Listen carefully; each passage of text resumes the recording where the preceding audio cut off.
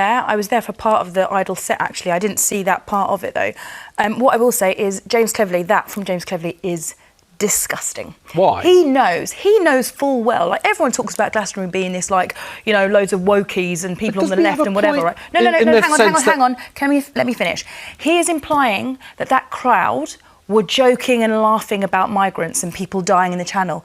He knows full well that crowd would not have been thinking that. Idols sang a song, which is the band who were performing during that stunt, if you want to call it that. They sang a song celebrating migrants. There was a whole installation at Glastonbury called Terminal 1, which is all about drawing attention to migration, celebrating migrants, and actually making people go through the citizenship questions that asylum seekers are expected to fill in. It was drawing attention to it.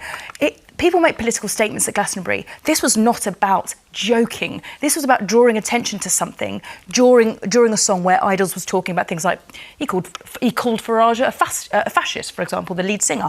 This was a political statement. This wasn't a joke. This was dark. It was poignant, and it made people think about it. Or and I think crass. it was, call it what you want. But the fact is, if you are more offended at this stunt, if you want to call it that, than the actual people who are being demonised, these migrants, they need to get your head wobble. But even if you make a sort of an art installation out of this, let's say it wasn't this rubber dinghy crowd surfing over the tops of people in a sort of a quite sort of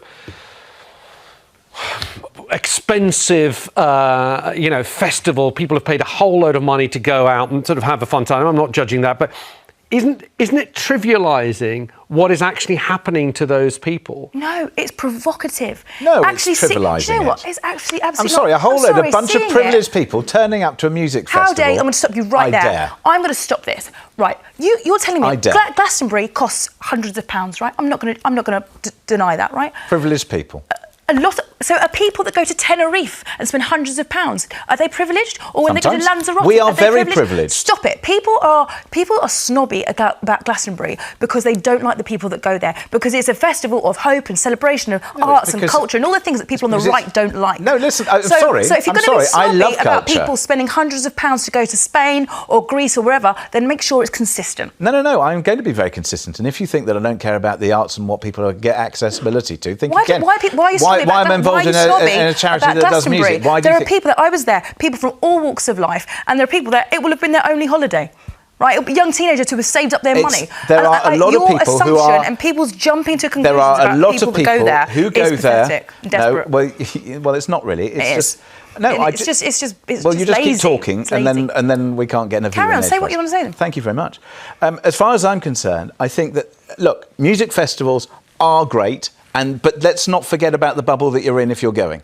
You are in a very privileged bubble, and there is a real problem with migrants and migration, and I think that there is a very internalised view that somehow these people who are desperate and they do need help and they do need different kinds of ways to be processed and dealt with and treated properly and treated with respect.